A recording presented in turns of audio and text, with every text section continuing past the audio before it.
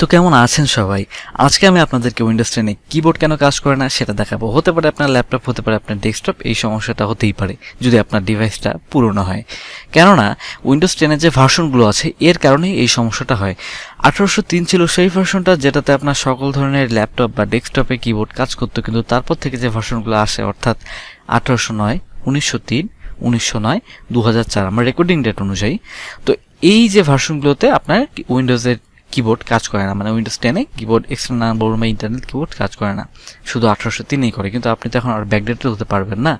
তো যাই হোক, এবার যেটা করতে হবে আপনাকে দিস পিসিতে যেতে হবে, তারপরে যেতে হবে আপনার সি ড্রাইভ অর্থাৎ যেখানে আপনার উইন্ডোজটা ইনস্টল করা আছে।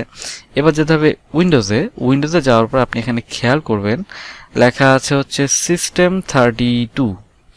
আচ্ছা, তার আগে আমি একটা জিনিস বলে নেই। দেখুন, আমি এখন অন স্ক্রিন কিবোর্ডটা অন করছি, করার পরে আমি এই যে সার্চ বারটা আছে না, এখানে কিবোর্ড দিয়ে সার্চ করার চেষ্টা করি। দেখুন এখানে কিন্তু কিবোর্ড কাজ করছে না।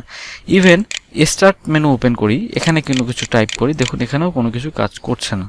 তো এবার যেটা করতে হবে, আমি ওই ফাইলটা খুঁজে বের করব যেটার নাম হচ্ছে সিটিএফ। আসলে এটা একটা লোডার। সিটিএফ খুঁজতে গেলে আপনাকে একটু নিচে আসতে হবে, সি ফর্মে আসার পরে দেখুন এখানে আছে CTFMON, এটাতে ডাবল ক্লিক করে দিন। ওকে, এবার আপনি আপনার অন স্ক্রিন কিবোর্ড ওপেন করুন বা আপনার নিজের কিবোর্ড থেকে কোনো কিছু সার্চ করুন। দেখুন এখন কিন্তু এটা কাজ করছে। তো যেটা ব্যাপার, যেটা প্রত্যেকবার তো আর আপনি এমন করে সার্চ করে বের করতে পারবেন না বা বিরক্তি লাগবে। তখন আপনাকে যেটা একটা সুবিধাজনক কাজ আছে সেটা করতে পারেন, সেটা হচ্ছে রাইট বাটনে ক্লিক করে, মানে ওই ফাইলটার উপরে করার পরে আপনি যেটা করবেন সেটা হচ্ছে পিন টু টাস্ক বার, অথবা এটাকে ড্রাগ করেও কিন্তু বাইরে আনতে পারেন। যাই হোক, আমি ইজিলি এটা করব, টাস্ক বারে দেবো।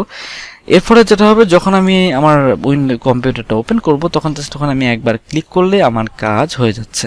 তবে আজকে টিউটোরিয়াল তো এটুকুই ছিল। আশা করি আপনাদের কাছে সেটা ভালো লেগেছে। আর নতুন নতুন ভিডিও পেতে আমার চ্যানেলের সঙ্গেই থাকুন। ধন্যবাদ।